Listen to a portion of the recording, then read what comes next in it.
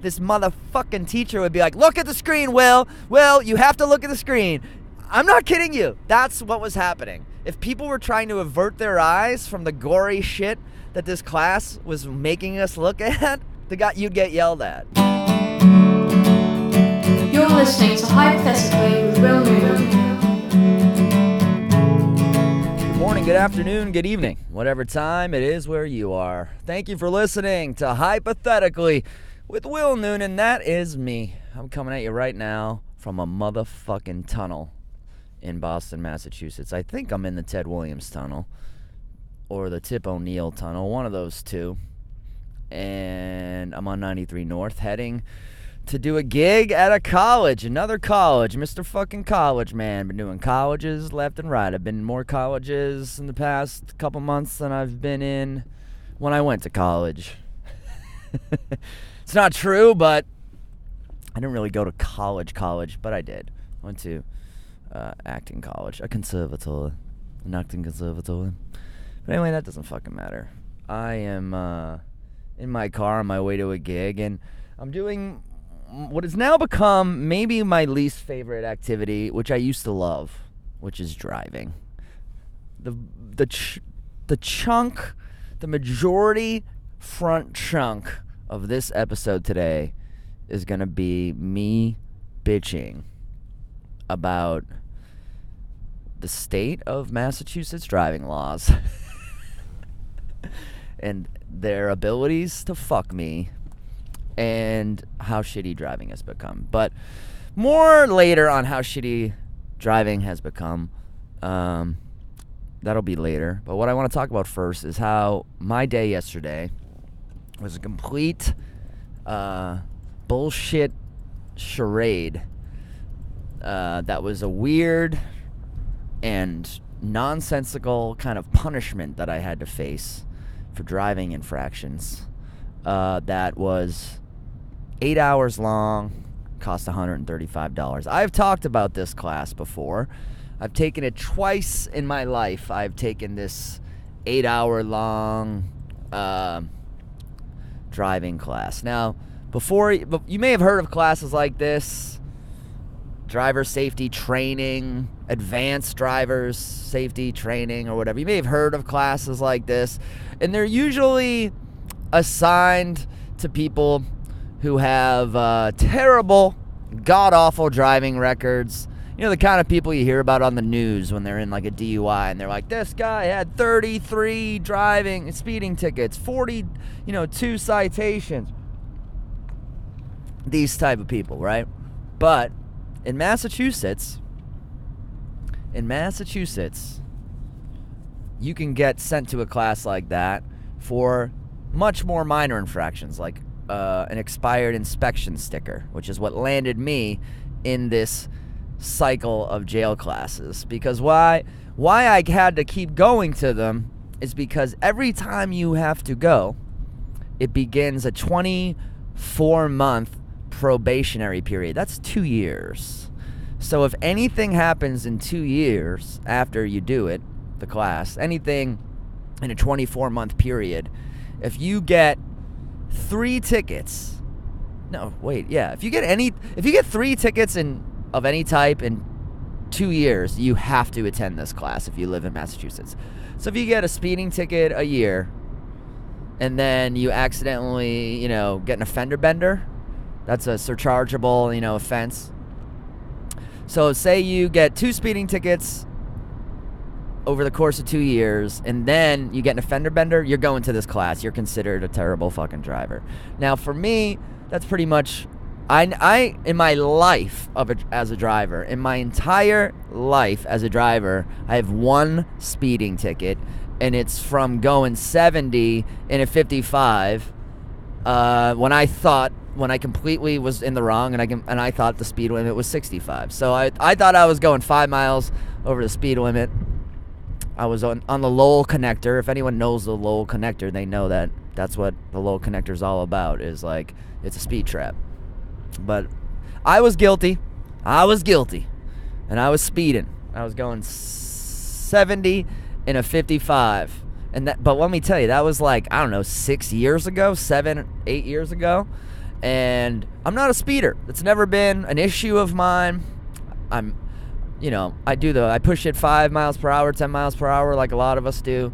But I drive a Honda Accord. Things start sort of shake and rattle at 80 miles per hour. I do not go fast. I've never been a speeder. The infractions that got me sent to this stupid fucking class are expired inspection sticker, which is on me. I didn't have the money to fucking fix my car, so I drove around with an expired, sticker for like a year. This was like 2 years ago. A little bit of laziness involved there too, but also didn't have the money. Couldn't figure out what was wrong with the car that had the check engine light on. It was this whole thing, if you remember, if you listen to the podcast. I had to, more. I can't even comment on how we got that taken care of, right? So it was like this whole fucking thing where I needed the car to work, but I couldn't get the car past inspection, so I had to drive it, and then I get 2 tickets, and a meter maid can give you one of those.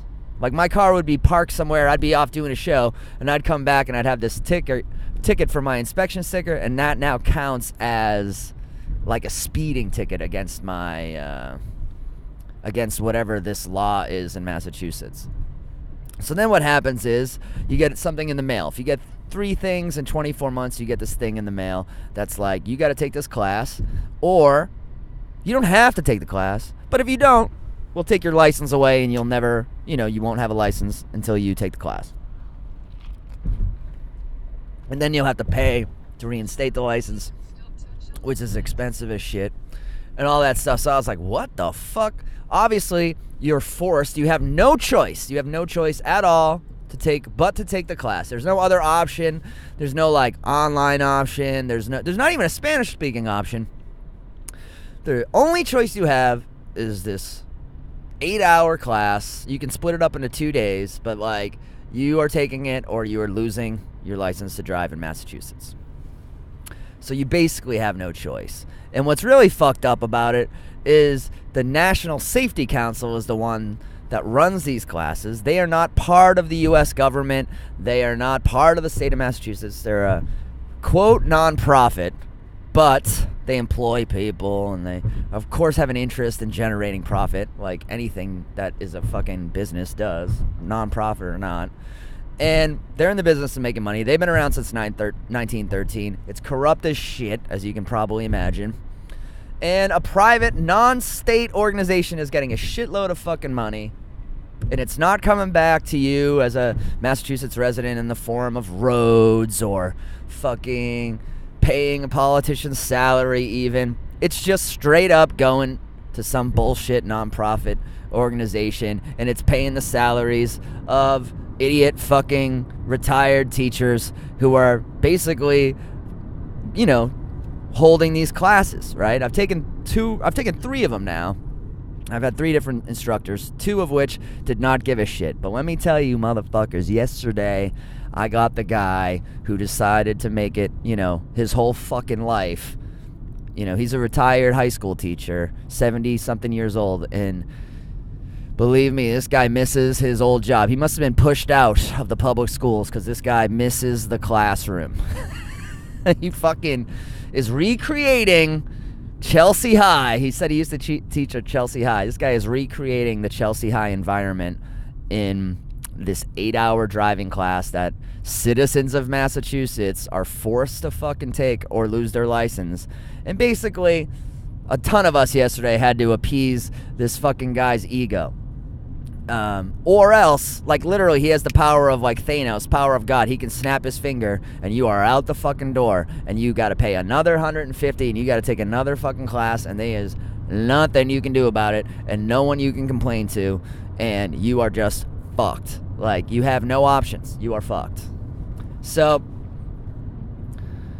do I hate this fucking guy, and am I about to trash him a shitload? Yes.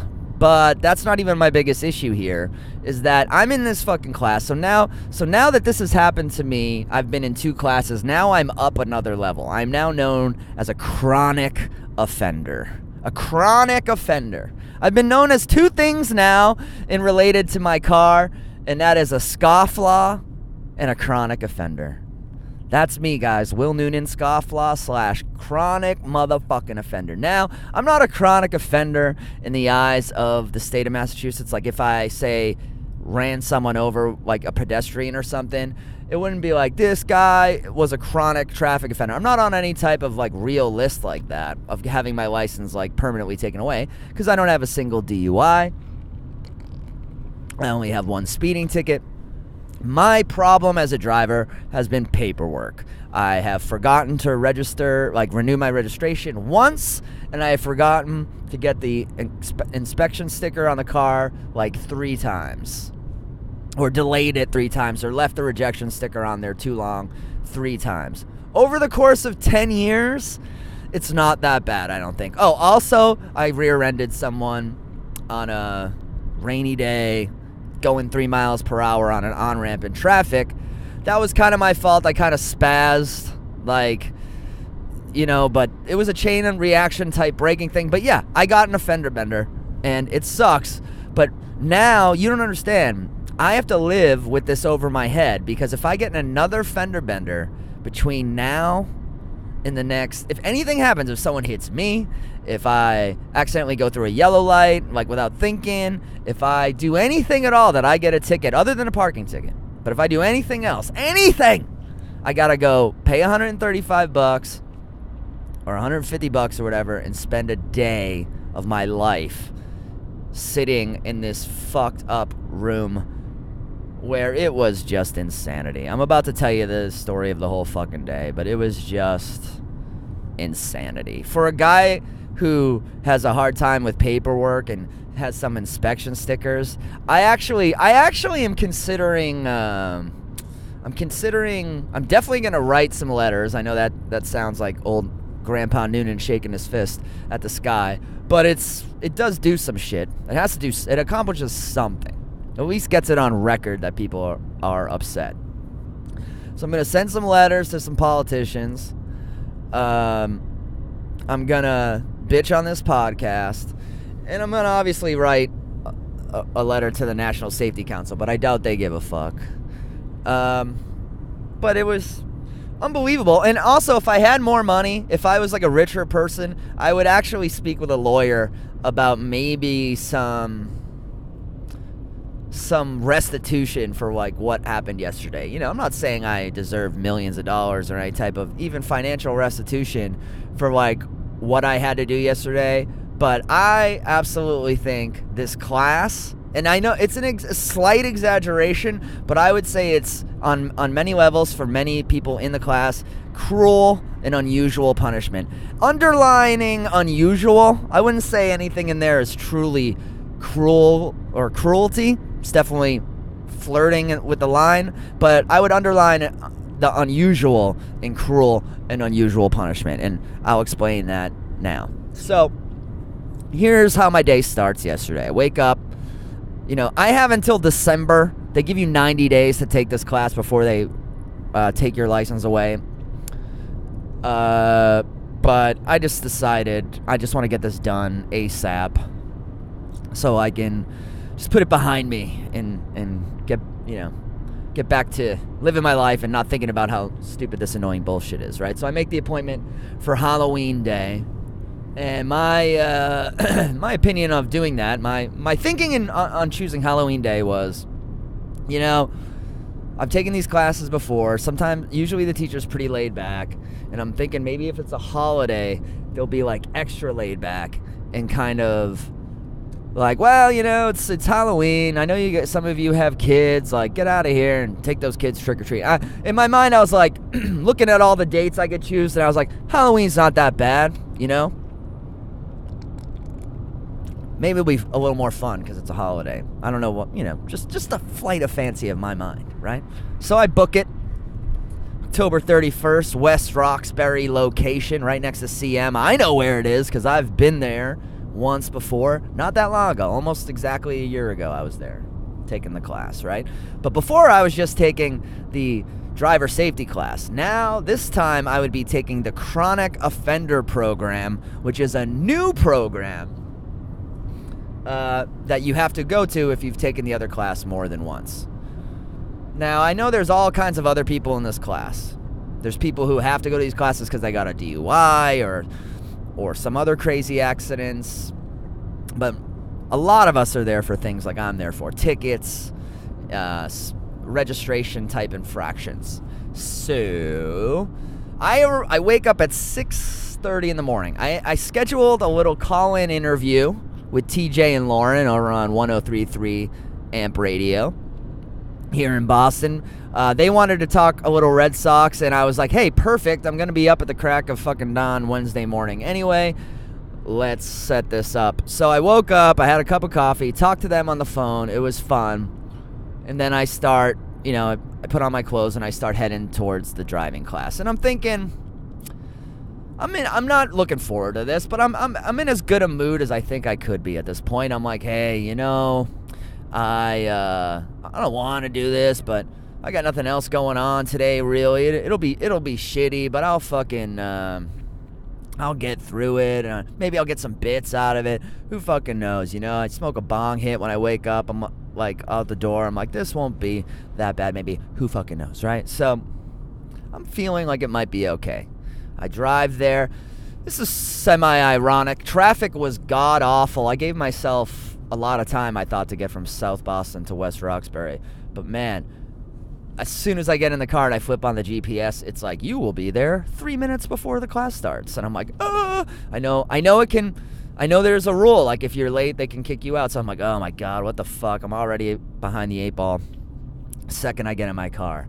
So ironically, I did some of the worst driving I've done in maybe the past year trying to get to this class on time in rush hour traffic in the morning. I mean, I was fucking running red lights, not running them, but like as they turn red, I'm in the intersection. I'm fucking like speeding. All kinds of things I never do, I was doing to try and get to this class on time. And I see some irony there. So I'm doing that shit. I get there. I got like 5-10 minutes to spare. I'm like, this is good, but I'm just going right in.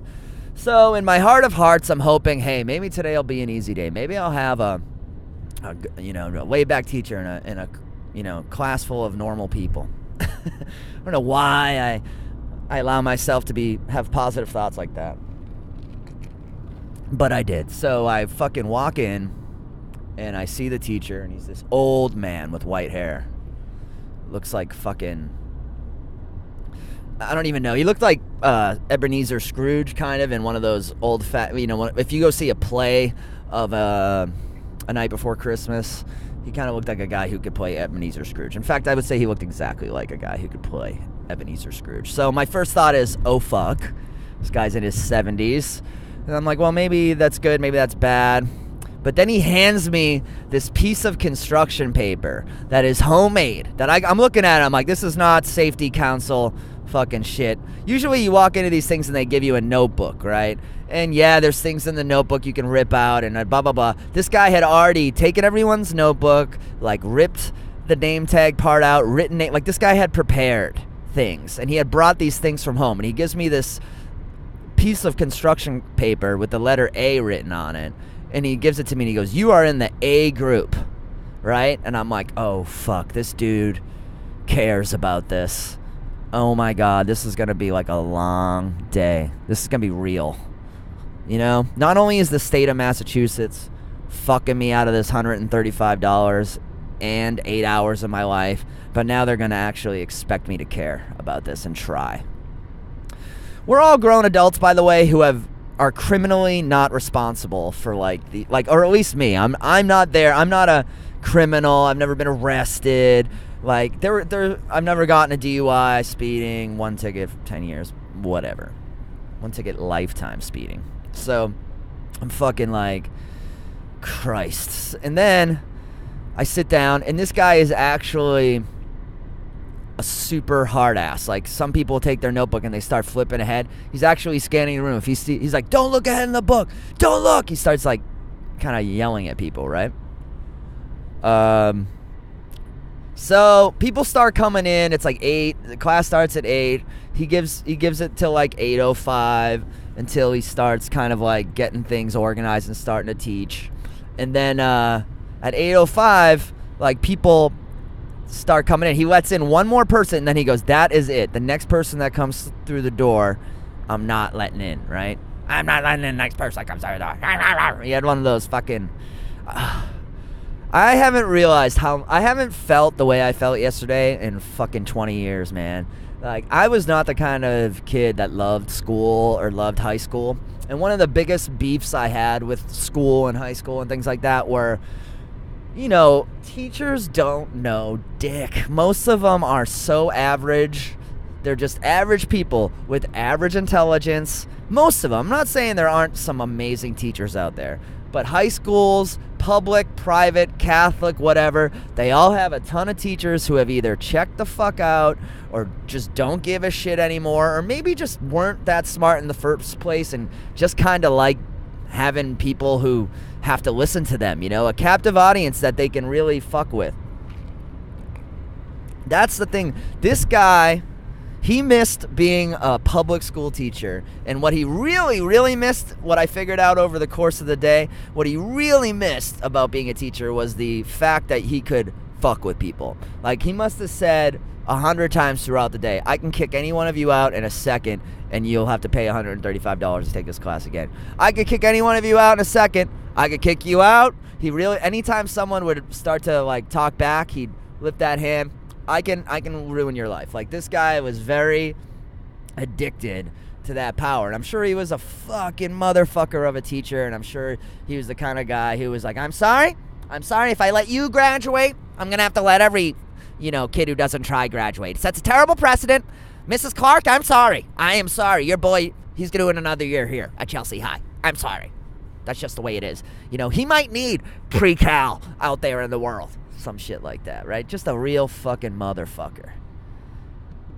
Like, in any other interaction in life, every single person in this class would probably, you know, fuck with this guy, or at least go tell him to go fuck himself. But we're all forced because we love our licenses and love our jobs that require us to drive. I noticed about half the class had a job that required them to drive all day, hence getting 3 tickets in 2 years. That's all you need to get this class. So think about it. If you're in the car the majority of the day working, driving from place to place, you're gonna accrue. Just being in the world, you're gonna think shit happens. You know, you can't just help, like, the fact that sometimes people are gonna stop short in front of you that you end up hitting them. Or sometimes, even if it's light, you know, it still counts. Sometimes you're going to lose track of your speed and get pulled over. Sometimes you're going to forget. You know, the crosswalk one was a big one. A lot of people were there for not stopping at crosswalks.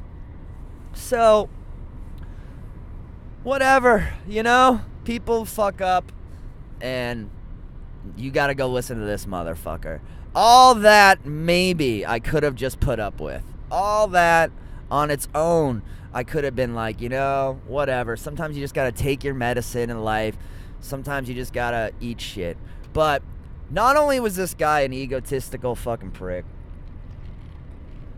not only was he treating a bunch of adults like they were fucking 14-year-olds, I would really say 7-year-olds. Not only that, but also the content. Now, I can't blame the teacher for the content. That's just the program.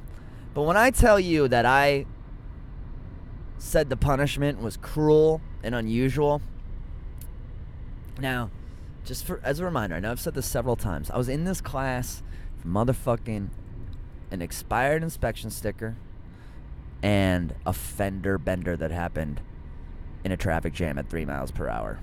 That's not an exaggeration, by the way. 3 miles. It went from a dead stop to this accident. Accident, if you want to call it that. That is why I'm in this class. So, having said that, yesterday, I was forced by the state of Massachusetts and the National Safety Council to write my own obituary. A Mad Lib. They give you a Mad Libs of your own obituary. So it's like, today we remember blank who killed blank in a car accident. It's like, it's fucking insane. And you know, if someone had told me that, I'd probably been like, what's the big deal? But let me tell you, it affects you to write your own obituary. And they do a very fucked up thing at the beginning of the class where they ask you the names of loved ones and the names of like pets. And it almost seems like it's going to be because it's almost like an internet questionnaire. Like, it seems like it's just bullshit. And then later on, they use it against you. Like, the teacher would be like, Will, how would, looks down at paper, Kathleen feel about you dying in a car? I'm like, yo, man, I'm here for inspection stickers, and you're talking to me about my own obituary and me killing my nieces in a car accident. Like, none of the things I came here for fucking put that on me. You know what I'm saying? And also, they did give us the option to not do it, but the guy said several times, like at least 10 times, if you don't do what I say, I'm going to kick you out of this class. So 3 or 4 people in the class were like, yo, man, there's probably 30 people in the class, and 3 or 4 of them are like, I'm not writing my obituary. I refuse. And he goes, you know what? That's fine. It's your right. You don't have to do it. Right? But then he made each one of those people explain to the entire class why they didn't do it. And I could see people were getting like fucking anxiety. People were having like panic attacks, minor ones or whatever. And then, and shit started to get crazy. While this is going on, a dude walks into the class 20 minutes late. He walks in and he's like, and the guy's like, you got to get out of here. And this guy's like, sir, I'm sorry. The traffic's terrible. I just drove an hour to get here. He's like, I'm sorry, that's it. And you know what? 20 minutes, it was pretty late. And I was like, this guy's kind of crazy to think that this is going to fly. If it were me, I'd try. I'd come in and be like, could you do anything for me? But, I mean, we all looked at this guy like, bro, you don't even know. This guy is not, he won't even let us look at our phones, you know, like to see what time it is. You think he's going to let you into this class 20 minutes late? He fucking like, so the guy's like, sir, you're being kind of an asshole, right? To the guy, and the guy's like, excuse me, get out of here. No foul language. No fucking, no being late. No foul language. Blah, blah, blah. And the guy's like, you really going to be like this? And I swear, it got fucking tense, and I was like, uh-oh. And then the guy goes, all right, see you later, and he leaves. And I'm not lying. In my head, I was like, well, this is how I die. That guy's coming back with a fucking AK-47 and shooting everyone in this room, starting with that guy. I started target-seeking exits, man. I was like, how am I going to escape this room when the gunman enters? Because this dude is such a prick. So, the class goes on. They show us videos where people talk about their loved ones that have died in car accidents. They show us, I'm not kidding you, showed us videos of surgeries and eviscerated bodies and crashed cars. And I'll be honest, I'm sort of not into that gore stuff. Freaks me the fuck out. So I would look at the floor. This motherfucking teacher would be like, look at the screen, Will. Will, you have to look at the screen. I'm not kidding you. That's what was happening. If people were trying to avert their eyes from the gory shit that this class was making us look at, you'd get yelled at. This was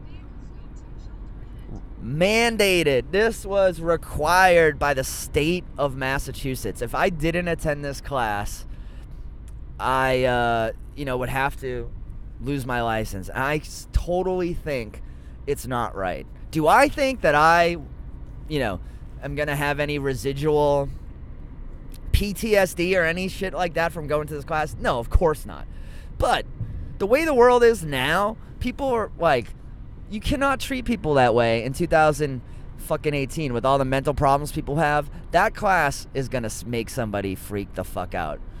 Like, whether or not they have a panic disorder, depression, PTSD from being in Iraq, like, that class, it's destined to fucking cause someone to freak the fuck out. If it hasn't already, I'm not exaggerating. I'm a pretty fucking, I get it.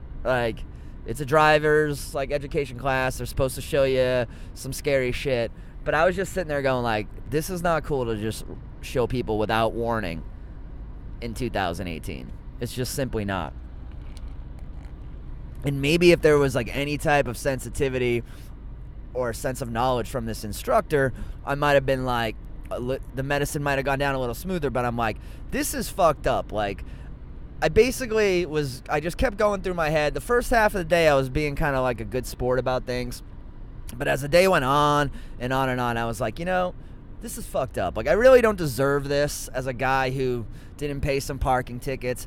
And I'd already taken for the tickets that and all that shit, I'd already done the time, right? But like I said earlier, what happens is once you take one of these classes, it starts a probationary period of 24 months. So I went a year, and then I got in this 3-mile-an-hour accident, and now I got to go back there. So that's why I was there yesterday. Because of one 3-mile-an-hour fender bender, I am now dedicated to $135, 8 hours of my life, and I got to write my own obituary, read it out loud, hear about how I could kill a bunch of people, watch dead bodies and blood, and I just feel like that punishment does not fit my crime. And I think that's completely fucking wrong. And I want it fucking stopped. And I want it fucking fixed. And I'm going to do everything I can to do it. I swear to God. I'm going to talk to all the politicians I know. I only know like 3, but I'm going to talk to them. I'm going to write a shitload of letters. And I think you should too. I swear to God. You think this is... Some of you might be going like, oh, Will, you're a fucking bad driver. Like, accept it. But the truth is, this could easily happen to like anybody in Massachusetts. Especially, most of the guys there were construction guys. What do you call them? Contractors. Like guys cut down trees. Fucking plumbers. People who are in their vans. It's like sooner or later you're going to accidentally not stop long enough at a stop sign. When I left my house just now to go to this gig I'm almost on my way to, the cops were on L Street for like the 12th or 13th or 14th week in a row in the middle of rush hour, sending people across crosswalks, and if someone doesn't stop, they pull the person over and they give them a $200 ticket. And let me tell you, that's a big fucking ticket. And that ticket could be the one thing that's keeping them from going to this class. And this company, the National Safety Council, that isn't fucking giving anything back to the United States of America, is raking in hundreds of thousands of dollars every single day in from taxpayers and Massachusetts fucking citizens who are afraid of losing their license. And the DMV could give a fuck because they probably get a kickback and it's all wrapped up into the system. But we are getting butt fucked by it right now, and it's completely a fucking scam. And there was this dude in the class at the end of the class who was like, I'll see all you guys later because there's no way we're out of this cycle, any of us. It's exactly like the the prison cycle people talk about. It's like you get probation and then you can't stay off you get two years probation, and then you get in a little trouble, then you're back in. Now you're in there for longer because it's like it just is never ending. Now, I never really could relate with it because I value my freedom. I don't commit crimes like other than smoking weed, and even driving wise, I understand they can take your license away pretty quickly. So I live in this car. It's like where I fucking do this podcast. It's where I fucking get to all my fucking gigs. I mean, I drive something like 20,000 miles a year on a car, It's nuts. And right now, every second I'm in it, I'm afraid of anything happening because I'm going to have to go to this class again and sit through all that again and be treated sort of in a subhuman way again. I realized a little bit yesterday, though. I'm like, man, I've gotten a little bit spoiled local celeb vibe because I'm so used to people treating me nice. I'm so used to being the talent on some comedy show. And even, I'm not saying I'm a big star, but even when you're a fucking comedian at a fundraiser, people are just nice to you, Hey, how are you? You want something to drink? Let me get you something to drink. You know what I mean? It's just like I'm in a different world where I'm always the guy who someone is happy to see. Hey, you're here to do the show. How are you? You know what I mean? It's like I'm used to that. So I realized when this guy was, telling me I can't look at my phone, there was more going on than just me being pissed at this guy for telling me not to look at my phone. A little bit of me was kind of like, you telling me not to look at my fucking phone, man? I'm a grown fucking man who does whatever he wants. And also, I don't know if you know who I am, but I'm a motherfucking hilarious comedian who needs his fucking phone. Like, I caught myself having that thought. So I was like, all right, watch it. Is this you being spoiled artist? or is this real? So I gave myself 8 hours to kind of think about it more and more, and I was like, no, this is fucking real, because I would say it about everyone in this room is being treated in an inhumane way. I saw a couple guys who looked Haitian or sounded Haitian from their accent. They seemed extremely freaked out by the obituary and all the death stuff. This one guy was like sweating, and he was like, man, I don't do this. I don't like to think about death. I don't like to talk. It was like, he looked like he was going to freak the fuck out. Now, I don't think, I think a lot of people, if someone in there was a vet or, you know, had a rough past, I think they have a lawsuit. I really do. And, it's only a matter of time until that happens. And, you know, if anyone out there is thinking about doing it, call me the fuck up, because I will fucking waste the day testifying for this shit, because it's out of control. It's out of fucking control. I'm super angry about it, as you can probably tell. And it's, you know, it's just like a symbol of like everything that's fucked, you know? It's just, people just go, make more money so this isn't a problem. Make more money so you can just pay this shit off and pay someone to go for the class for you. I don't fucking know. Like, just make more money and you don't have to worry about that. And yeah, it sucks. Being poor sucks, and you get fucked by the government. So get rich so you don't get fucked. No one like cares about anyone else. They just want to like fucking, well, yeah, like I had to do that and it's over. Blah, blah, blah. I don't know. Now I'm just rambling like an idiot. But I really fucking hate it, and it's a complete crock of shit. And I got a bunch of performances coming up for politicians, and I'm doing fundraisers for politicians, and literally this is the reason why I'm doing them. I've told every single one of them, I'm like, this is the payback I want. I need your help in my fight against these classes in the DMV. It's crazy. And this has nothing to do with parking tickets. That's a whole nother story. But it's killing me, man. I drive for a living, and it's taking away like my enjoyment of driving, and it's stressing me the fuck out because I'm constantly in the car, and I right now have that National Safety Council logo taped to my steering wheel because I'm looking at it going, these people own you for the next few months until you're out of like the 24-month window.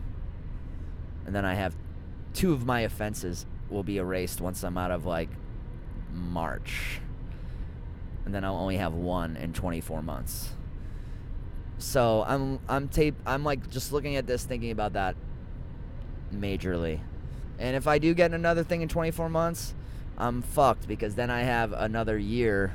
I have another 2 years where if anything happens, I'm back again. Do you understand where I'm coming from here? Holy fucking shit. It's fucking bullshit. And I'm trying so hard to just save money and be a real man and fucking like buy a home and raise a family and do things people do.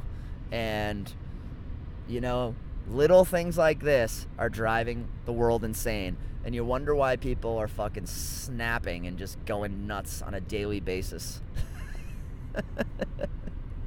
We're being pushed to our fucking limits with all this needling and things like that. But anyway, now I'm getting into another territory. I feel better talking to you guys about it, but National Safety Council can suck my fucking dick, and they're gonna get, and so can the fucking state of Massachusetts Department of Transportation. I would love to fuck the O in DOT. Stick my dick right in it.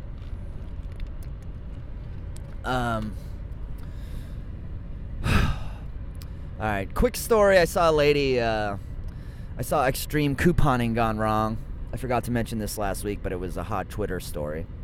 I saw some extreme couponing gone wrong. I'm at the Rite Aid, right? And this lady, it was Rite Aid rush hour. I'd say it was like 4 p.m., 5 p.m. I'm in there, 6 p.m. It's packed. And I'm in line, and I realize there's a woman at the front line who has a shopping cart, like a grocery store shopping cart, 2/3 of the way filled with toothpaste. 2 different types of Crest. It was all Crest, but it was like 2 different types. It must have been like baking soda Crest and like or something like that, right? Whitening, non-whitening, who fucking knows? But they were 2 different types, a whole fucking cart, right? And since the line was so long, the woman was like, hey, I need to call a manager. Like, I can't scan all these right now. I can't do this right now. And she looked kind of annoyed, and the woman looked kind of annoyed. And the customers in line were all annoyed because we were like, yeah, lady, like, this was not the time to do your little extreme couponing thing that you're doing, right? So then the manager comes down, and then it got real juicy. It got real good when the manager came down, because he just goes straight up, no, you can't do that. And she's like, excuse me, what? I have coupons. I have these coupons right here. And he goes, yeah, but we refuse. We have the right to refuse. As a business, we have the right to refuse service to anyone, and we have the right to not comply with things like this. And we're just gonna go no. She's like, but I have these coupons, and you could tell she was kind of like repeating phrases that she had read probably on like an extreme couponing website or message board group. She had like some retorts that seemed canned and rehearsed, right? And the guy said something I love. He goes, lady, what if someone else in Southie wants some toothpaste? Just kind of got a little chuckle from the line. And what I noticed about this my favorite thing about this situation that I found kind of most interesting was that the woman who was getting all this toothpaste, as the guy was kind of like fighting her on it, and she was fighting him back a little, but she goes, but here's the read I got off of her. This is how I read her. I felt like she was like, fuck, this was just supposed to be something fun, you know? This was supposed to be like a way I could save the family money and get a shitload of stuff and not have to worry about toothpaste for 5 years. And I thought this was going to be fun. This is not fun. This guy like kind of telling me no, and these 30 people in this line looking at me like I'm a crazy person. This is not fun. That's the vibe I got. I felt like she was like, this was maybe her first or second time kind of trying the extreme couponing life, and she did not know it could blow up in your face like this, because she just looked red as a fucking beet. And at first I thought she was pissed, but then I realized she may have just been embarrassed.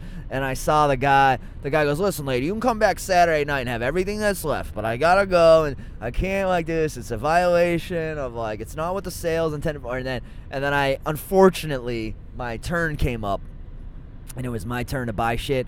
But I was like, damn, I want to stay and watch the show. How does this end?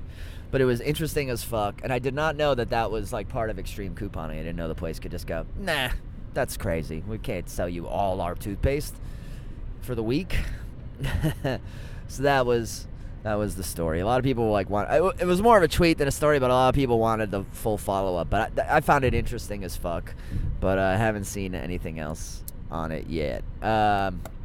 So I'm going to go for right now, but the last 18, 20 minutes or so of the podcast is from last week, or almost 6 days ago. Me and my buddy Andrew Della Volpe. He's a newer comic, but a good dude, and he's getting real good real fast. So we decided to go, not we decided. He's an alumni of Colby College, and Colby College booked the two of us to go up there and do a comedy show. He's pretty new, so he kind of just opened for me, did 15 minutes, and then I did 45, but it's like a 4-hour drive up there to Colby. So this next clip will be a little podcast me and him did for about 20 minutes on the drive up to Colby, me and Andrew Del Volpe. Now, before we play it, just want to say thanks to everyone up there at Colby College. We had a fucking great time.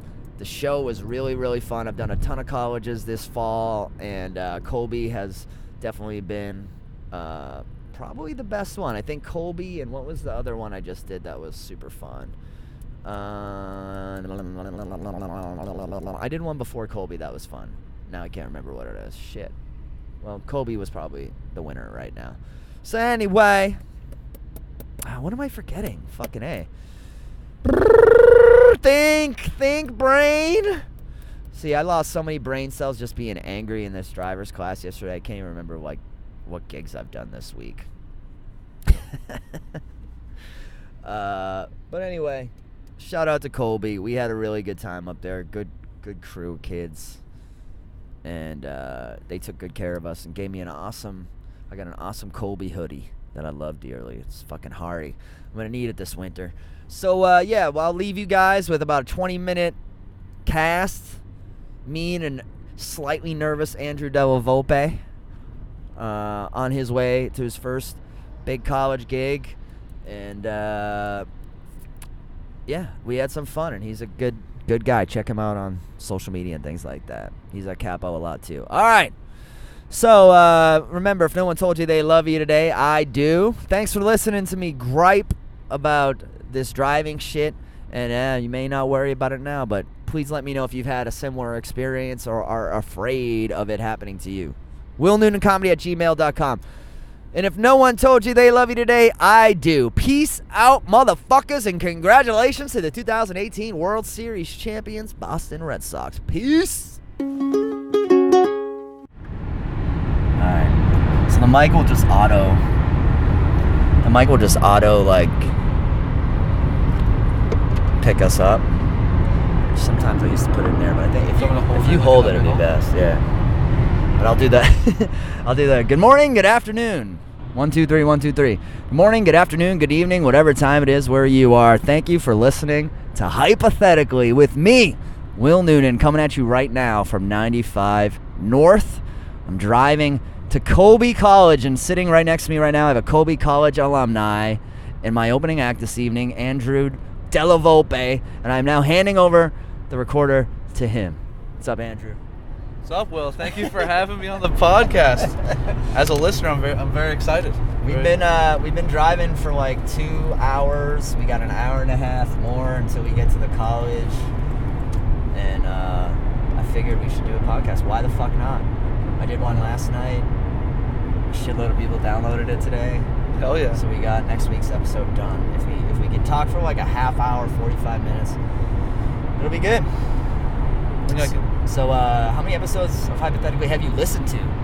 I think I've maybe the past year I've been a pretty regular listener. I don't think I've. So 4 episodes. That's pretty good. That's pretty amazing. Yeah. But anyway, we're gonna go up and do a college. This is like your second college gig that you've ever done, right? Yeah. First one with a stage though. First one with the lights off. Yeah, hopefully. This will be a big one.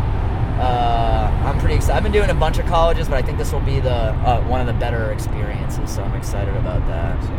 And we're vastly different levels in comedy, I would say, as far as years. How many years have you been doing comedy? A year. 1 year. A couple months. A year and a couple months. Just a baby. What's like your anniversary? Like the middle of the summer, like July. That's sweet. So year and a bit. Mine is first week of January. I was a New Year's resolution guy. There you go. So yeah, how do you feel right now going to this gig? I was a lot more confident before I got in the car with you. I felt good. I'm a little nervous now. I think it's gonna be a good one. What did we say that made you nervous? You're like, college gigs. It's gonna be a tough. College gigs are never good. But it's a pretty good impression, actually. I think. It's gonna be. I feel like crowds who like know who you are, like alumni, it's gonna be like soft. No, you should get some serious love from them. And I've done gigs lately where I haven't had an opener at all. Yeah. But I have asked a couple of colleges. I've asked like a kid from the crowd. I'm like, does anyone out there want to be a comedian? Like, have you ever tried it? And like, I had a kid. I think his name was Marshall. He got up at one college. That's pretty cool. Yeah, and he had like a couple bits. And then at another school, like a kid just came up and did like street jokes, but like everyone loves it. Like the crowd loves it, so I feel like it gets everybody going, like in the right mood, right? You know. Yeah. But yeah, I was like, I can't remember. Oh, I remember because you were bringing your taping in. You're bringing your camera, and you're like, yeah, I hope I get a good tape. And I was like, and I think I said, you won't. I was like, no, you won't. It's fucking college. Your opening will probably be like tough, but that could be a little bit of my prejudices because I've been doing some tough college gigs lately, but. Yeah. This seems like it's going to be pretty all right. Also, it's only like a mile away from the college I was just up here doing like a month ago. Quite the mainer. Different, yeah, main guy. Different, you can get a little bit of a different crowd at this one. A little less camo. I don't know about you, but whenever I have to do like 6 hours or more of driving in a day, I always like feel it for like days. For like days leading up into the gig. We almost just died. Holy shit. That happens a lot. What do you mean you feel it for days leading up Like, to I'm just thinking about it for days. Like, not like in a negative anticipation type of way, but I'm just like, yep, that's coming up. Yep, we'll be driving up there. Yep, that's coming. I don't know about you, dude, but that's doesn't phase me as much. What I get nervous about is, well, what are we going to do for 3 hours? What are you talking about? Do I have enough conversation starters? Let me tell you, hypothetically listener, boring. It's been a long drive. No, we've just been talking. That's the thing. The shit we just talked about for 2 hours is definitely much more interesting and probably a better podcast to listen to than this. But such is life. You got to become a comedian if you want to get the real good stuff. But we were just talking shit, talking about different things. But yeah, this is kind of what I do. I'm used to holding it. So you're welcome. But this is great off the bat. But I'm also, but this is pretty much the entire podcast most of the time. Me staring at a highway and just rambling. It's cool to get the behind the scenes. This is a real fan experience. You're in the Honda Accord sedan. Yeah. I'm trying to think of who else. Colleen Genevieve. Colleen Genevieve, yeah. That was a good episode. Oh, for like 20 minutes, I thought Colleen Galvin and the Herald's talking shit about Christine Hurley. I thought that was Colleen Genevieve. Like, because like, their names both begin with G. Right. And I was like, I swear to God, I was like, I sat down and thought about how I was going to handle it. Like, I was like, all right, I need to, like, calm down. Because I'm about to call up Colleen Genevieve and, like, rip her a new asshole. But I like her, so I'm not going to do that. Right. I'm going to sit down and, like, think about this, So then I, like, looked at her Instagram to see if she had posted anything about it, and then I'm like, oh, it's not even her. And then I was like, who the fuck is Colleen Galvin? I still don't know who she is. I looked her up. I'm like, I don't know who she is. I saw a picture of her face. I was like, I don't know who she is. She's just a writer for the Herald? No, she was quoted in this article as, like, a comedian from Rhode Island. I'm like, I feel like I know a lot of comedians from Rhode Island. And I only know one named Colleen, and she's Colleen Genevieve, right? So I was like, what the fuck is up with this? Anyway, it was so glad. Imagine if I had called up Colleen. I was like, I was literally being like, I thought we were friends. I've helped you. I've, like, given you advice, and this is how you fucking thank me. Like, I was all ready to be, like, super mad at her. And then I, especially since I was like, this is something she would never do. Like, why is she talking shit about Christine? So, isn't that great when that happens? You get all mad about something, and then. But it's relieving when you're like, oh, okay. It's like having a snow day for your anger. You're like, oh, shit. Waking up from, like, a bad dream, like, oh, okay. I got a lot of feedback today on the bagel thing I was talking about last night. Oh, yeah? Did you listen to that part where I was like, this woman was making a bagel for me at the bagel place? Yeah. Oh, yeah. And I listened to it, yeah. She touched the fucking People iPhone. supporting you or what? Yeah, people were telling me just eat the bagel. Like, I did the right thing. What do you think? I think I would have eaten it. My problem is still, I don't like I wouldn't have I would just get, I can't believe you would eat a cinnamon sugar bagel. Like, sweet and bread don't go together. That's my problem. In your opinion. In my opinion, yes. I don't want to alienate myself from yours, but see, this thing likes me to hop off 95 for a little while, but I just stay on it. It costs us like 15 minutes. Like, not even. It's like it's like 5 minutes. It's easier. Yeah. Well, she was rubbing her nose. The nose, I probably wouldn't have been down with, but the phone, I wouldn't have thought of. The phone thing bothered me more than the nose, because I'm like, everyone touches their phone when they shit and when they masturbate. Those are like two that's gross. Very private things, Yeah. Would you have been like, yo, change your gloves? No, I never would have. I would have just thrown it away. Yeah. And that was the thing. And also, it was, I think I left this part out, but it was the last French toast bagel, too. Oh, you didn't say that. It's a very important part of the story that I left out. No, I would, if I knew that kind of thing happened at that restaurant, I would just purposefully not watch them make it. Like, that's my I try to, like, convince myself I don't know what's going on. That's really what it should be. Like, just turn your back next time. That's the way in every place. Like, you just don't want to know how the sausage is made or whatever. Right, because now I've worked in a restaurant for a bit now. Oh, yeah. Yeah. You don't want to say what restaurant. I know that. I mean, I wouldn't. No, but you just see, like... Yeah, I mean, I worked in restaurants for years in New York City. Nice ones. And there's just no way you're going to keep rats out of your restaurant. Like, I used to always say that to people in New York. I'd be like, just because it's, like, Robert De Niro's eating at the table next to you doesn't mean there's not rats in the kitchen, Right. Or just like even like people not like I cut lemons every day for work. Those never get washed and they're in everybody's drink. You know what I mean? Just like stuff like that. Yeah. Or like I put too much powdered sugar on a dessert one time and this waitress comes up and goes, "Oh, don't worry about it, hon." Goes and blows it all off and she goes, "Okay, bring it out." I'm like, I can't bring that out. Like that stuff goes on. Yeah, I mean, that's kind of how it is, man. I remember, like, I served someone a cockroach once when I was a waiter. On purpose? No, like, I, like, didn't even look at the food, you know what I mean? Like, I just would pick it up and walk it to tables. And this was, like, a bar. Right. And, like, chicken wings. I just served 1,000 of them a day, you know what I mean? And, this guy, I've told the story before, but I couldn't believe how cool he was about it. He was like, hey, psst, like, he was so, come here. There's a cockroach in my wing sauce. Like, it was like, it must have fallen into the sauce because it was all covered in sauce. Yeah. So he was nice about it. He was super nice about it. I was like mortified. I was like 20 years old. I was like, oh my God. He was like, don't worry about it. Another time in a different bar in New York, a mouse ran through the restaurant. It somehow found itself like out in the restaurant. And people were panicking and it panicked and it ran right up a guy's pant leg. Jesus. And I would have freaked out. That was one of like the crazier things I'd ever seen in my life. Yeah. The guy did freak out. He covered his he's smart enough to kind of like put his hands on his thigh to like keep the mouse from like getting into his dick and balls. It gets so hot, yeah. But he sat down and finished his food after, which I also couldn't believe. I'd be like, that might be like an end of the night for me. Yeah. Yeah, get out of there. Oh my God. So how do you feel about this being your alma mater?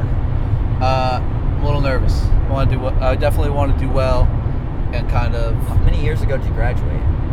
2017. So like last year. Yeah, last year. Well, 2 years, right? Because this will be the class of 2019. Right. And I guess a lot of like I didn't really do any like comedy or anything like that at school. So yeah. So, but there are like chicks in this crowd maybe that you've like spent time with? Yeah, a couple. Mr. Della Volpe? Yeah, I definitely still have some friends or people I still know at school, and I think it'll be fun to see everybody, and this guy's hopefully the show goes well. I've been talking you up a lot, so I hope great. I hope you deliver. I better deliver. Yeah, it's pretty cool. So you're gonna have a bunch of buddies there? Are they gonna be sad that you're gonna be heading right back to Boston after? Yeah, and I haven't told them that we're going back tonight, so they think we're hanging out. Oh, great. Yeah. Great. I'll try not to be too funny. I'll end my set with, and I'm the worst guy to party with ever in the world. Perfect. Me and Normand one time smoked some pot after a college gig. We asked the MC to like get us weed. Mainly me. I was like, can you get us some weed? Like, Yeah.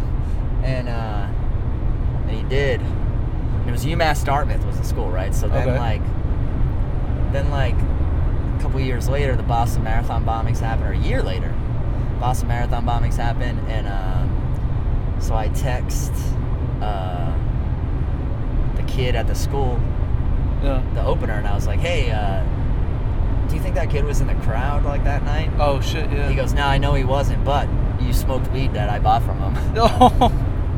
And I was like, what? You enabled. Yeah, I know. I was like, oh man, $10 of that was probably funded by me.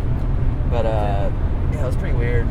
But I don't do too much, like, especially now, I'm 36. Like, I used to hang out at college gigs. Yeah. But to be honest, it was always a mistake. Like, even at like 24, 25, it was pretty weird to like go back to a dorm room and like hang out with some chick on her like twin bed while she tells me like what summer camp her bracelets came from and everything. You know what I mean? You're like, even though she's 18 or 19, you're still like, hey, this is fucking weird. Right. And you're just kind of like a weirdo, you know?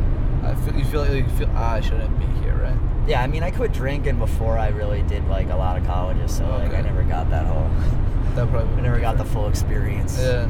But it's also kind of like, this gig is like a one-off, but a lot of times when I do a college gig, I'm representing like an agency, so it's like, Right. I can't like go, if I get in like some big trouble with them on the campus, Right.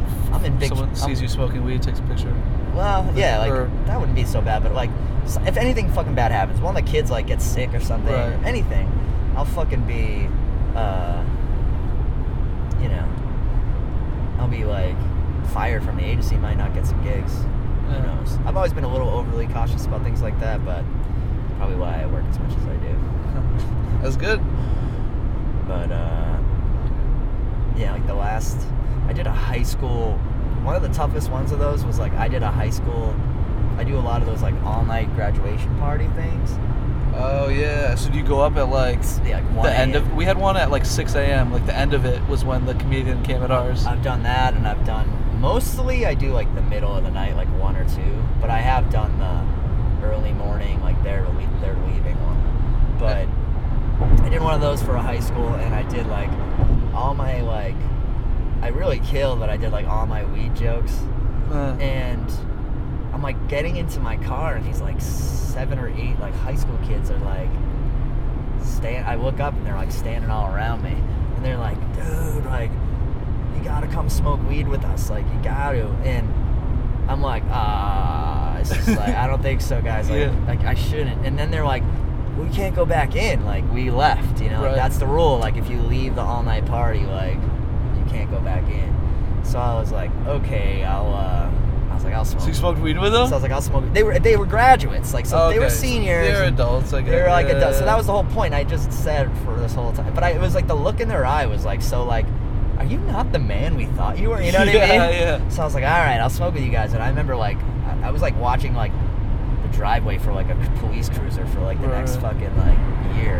Yeah. And I also remember thinking like I'd get shit canned or something by the agency, but never happened.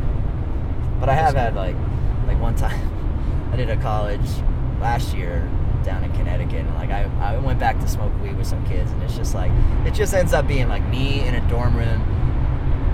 Like people are like, "What's Amy Schumer like?" You know what I mean? Like that's all it is. It's like right. I'm answering questions about like adulthood in a dorm room. But not that fun. Yeah. It's not that fun, man. It's not like you think it's just gonna be like sorority chicks sucking your dick, and it's Right. we're comedians, not fucking rock stars. No, you haven't met my friend. I haven't seen your act, bro. Yeah. But you got 45 minutes while I'm on stage to go do whatever you like. Get a lot done in 45 minutes. Down a bunch of beers. That's interesting. We were gonna stay, right? But you weren't you like with me on the Back whole and night? forth. Well, I couldn't read what you wanted to do, and you asked me, you're like, "What are you gonna do if we stay?" And I was like, "Well, I'll go out drinking with my friends, or Yeah. I'll go home and do something productive tomorrow." So Yeah. that's good.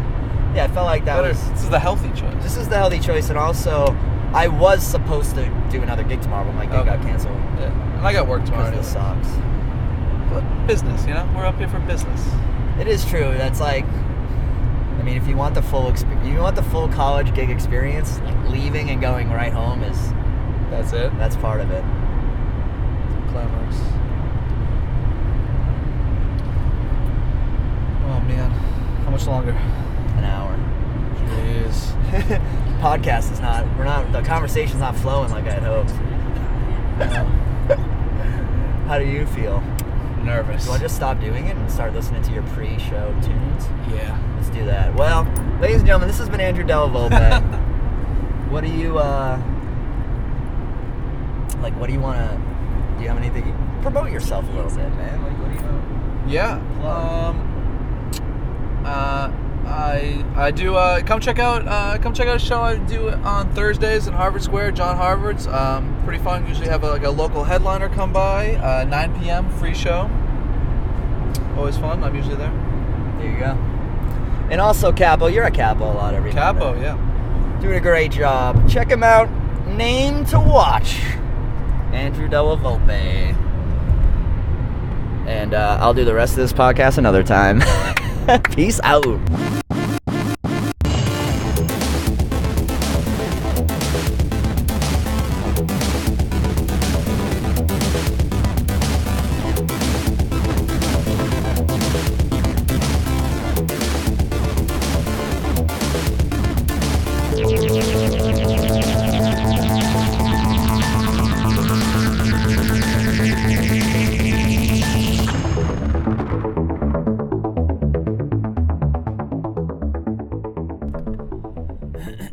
Test, test, test. Testing, testing, testing, testing. 1, 2, 3, 1, 2, 3. Ba ba ba ba ba. Test, test, test, test. 1, 2, 3. 1, 2, 3. Lego. Interstate 93. You are in the right lane. Interstate 93 North. 93 North, you're in the right lane. I'll keep going straight. Take a right if you must. I'm just thinking about you, Bobby. You are the man who's gonna do the best out today. Testing, testing. 1, 2, 3. Testing, Bobby. Testing. 1, 2, 3. 1, 2, 3. 1, 2, 3. I'm taking a right. I'm taking a right onto 93 North, Bobby. That's the way I do. I thought you were going to teach the class. Just kidding, you. Just kidding, my friend. 1, 2, 3. 1, 2, 3. 1, 2, 3. 1, 2, 3.